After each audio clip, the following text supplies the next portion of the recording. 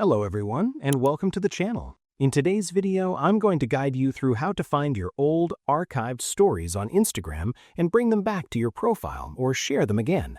This process is straightforward, so let's jump right into it. First, we need to navigate to the hidden section where Instagram keeps all your past stories safe.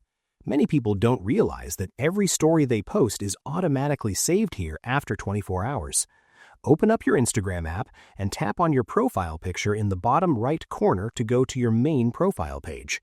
Once you are there, look for the three horizontal lines, the hamburger menu in the top right corner. Tap on that menu and a list of options will pop up. You want to find and tap on Archive. It usually has a clock icon next to it.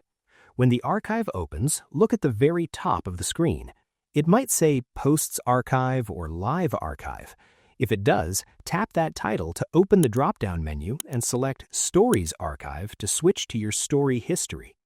Now that you can see your grid of old stories, here is how you actually unarchive them, which in Instagram terms means sharing them again or adding them to a highlight so people can see them.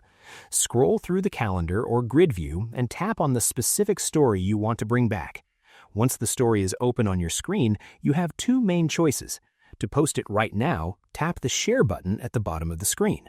This will let you repost it to your current story with a Memories date stamp.